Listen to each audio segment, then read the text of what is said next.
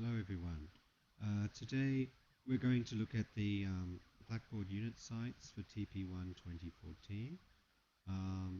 If you're new to EAP or returning to EAP, there are some new features with the unit site and also with Blackboard 9.1. So to find your sites, you'll be able to find them in My Units. Now all the years are here. So you need to see a particular units for a particular year. Just click on the plus and go to your unit site. 003, 4, 7 and 9 are the units for this teaching period, teaching period 1. Today we'll just look at direct entry. They are all designed in a similar way, so you'll get a feel for your unit that you're enrolled in, and your students will be also enrolled in the same unit as you. So my units, TP1, 003 or 4, 7 or 9 for English language programs for 2014 teaching period 1, which is semester 1. So you'll notice a little bit different this time around. I've divided the materials into Module 1, weekly tasks, and Module 2, other.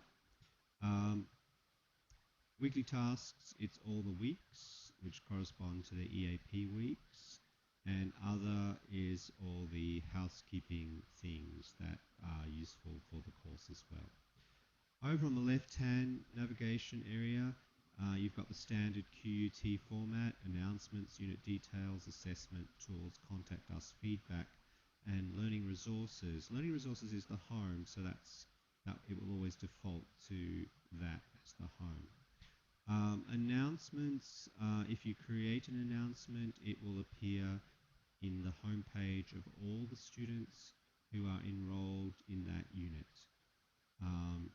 To create an announcement, you simply click on Create Announcement in Edit Mode on, and you also have the option of emailing that announcement to all the students in that unit. Okay. Unit details will show you all the details for the site. This is automatically generated from QUT Virtual, rationale, aim, etc. Also, the assessment schedule that needs to be updated for TP1, and the Week 1 document, which will also be updated. Graduate capabilities statement as well, what students should be able to do by the end of their EAP course. So those are the unit details for this course, or this unit for this teaching period. Assessment, a little outline of assessment for the course, all of the assessment, everything students have to do in the course, academic integrity, plagiarism, etc., and the penalties for that. Assignment monitor, we don't really use that, but site right is there. So there's some good. Please note the late assessment rule, that's new. Okay, so please direct students' attention to that this teaching period. Tools, you will find in the tools area all of the standard Blackboard tools. Again, send email. From this email you can send to groups or the entire cohort, all the lecturers, the unit coordinators. My grades, this is where students will see their results after week 7 when we release their week 7 results, and also their final results. They will be able to see them in My Grades. Very important. Okay, so contact, you will find John's contact, so students can email John here or ring John between these hours, etc. Feedback for any surveys that we put up on the site, students need to do, those will be in feedback. So let's just go back to learning resources. So in week 1, you will see all of the materials that students and teachers need for week 1 for call, language laboratories, live lectures, listening, vocab, grammar, study skills. It's all here. It's not just for call.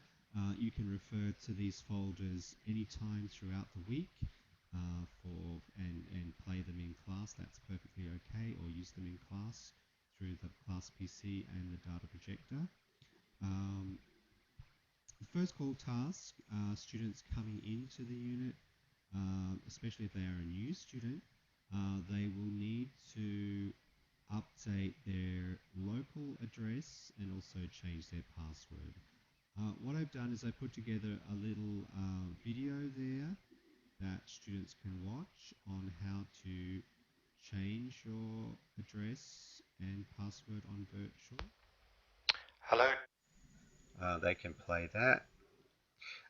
But also a PDF guide that just goes through step by step how to change your address, how to update your phone number. Remember, that is a visa requirement that new students coming into the college, into the university, they must update their address to their local Australian address. That is a requirement of their student visa. Telephone number and SMS, very importantly, if there is any kind of emergency, so that the registrar can contact the students by SMS. That's very important that they have their telephone number and especially their mobile telephone number. Email addresses are here. They're QUT and personal. You can change and redirect your email from QUT to your Hotmail account or whatever you choose. So those two emails are there. Updating your address, filling in the form. Make sure it actually says offshore there. Make sure they click offshore.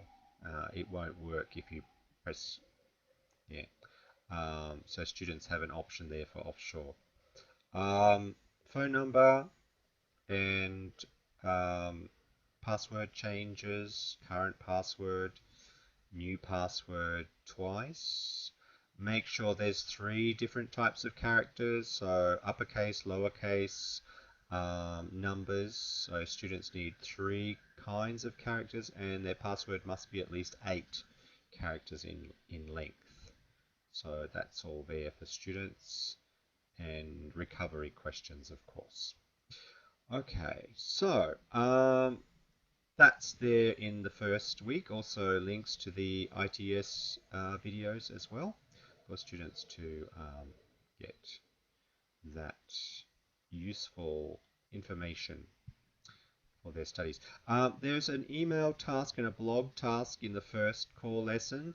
Students will need to go to their group to do those, and you will need to enroll them in their groups. Now, when they're enrolled or added to the group, their group will appear here under My Groups. It will appear under Learning Resources when they're in a group.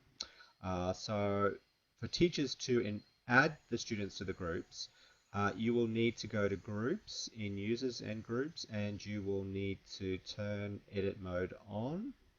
And just here, there's an arrow, a drop-down arrow, and you will need to edit your group. So if you click Edit Group,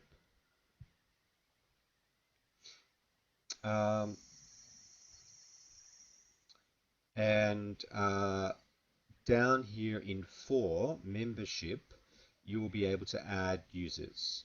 The teachers are already added, but if you want to add your students, you click on Add Users. Now, you can show all, and it will show all of the students in that unit site, and you can find them by username, first name, or last name.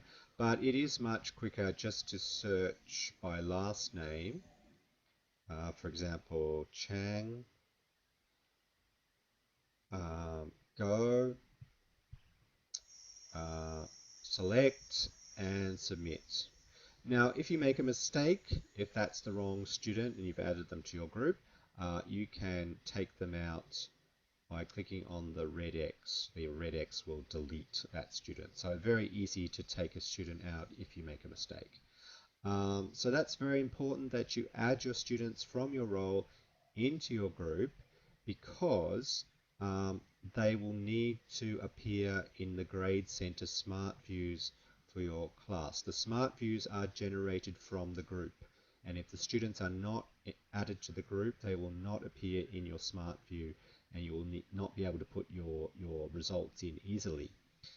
So make sure you put your students into your group. If you have trouble doing that, please come and see me. But as you can see, if they are not in the group, they will not appear in the Smart View, and you won't be able to enter their marks. So that's very important. Another feature in the weekly folders, there are some language laboratory materials. So the new SANS software, a little bit about that. Please see me if you'd like a demonstration. There are spaces available that you can book throughout the course to use the SANS software with your students. There's also the mobile cart is available. All of the listening files for EAP are on the MSU, and this is quite a good unit to use for speaking practice coming up to the speaking assessment. Over on the other side, Module 2, you have the course books. Students can download them to a tablet and annotate them with a reader app like Foxit, so they can write in the book on their tablets or an electronic version of the book. You also have your class folder. Now these have been divided into shift and classes, so to make them easier for students to find. They should be the same as last teaching period last year, TP3 2013, but if there are any inconsistencies, please come and see me and we can sort that out together. I won't change anything, it's up to you to manage your folder, but I've just put them into an easy find format for students this time round. Also, there's a calendar. Now, this is a much better calendar in Blackboard 9.1, and Michelle is going to add all the EAP dates, assessment dates, so they will automatically appear in the calendar. But you can also add other events in the calendar too with the Create New Event link. So please show your students the calendar. It is very good, the new version of the calendar compared to previous versions. Lecture recordings. We will try to record all the live lectures this EAP. They will be recorded through the new Echo system. It's now university policy that all lectures be recorded and made available to students through their Blackboard unit site.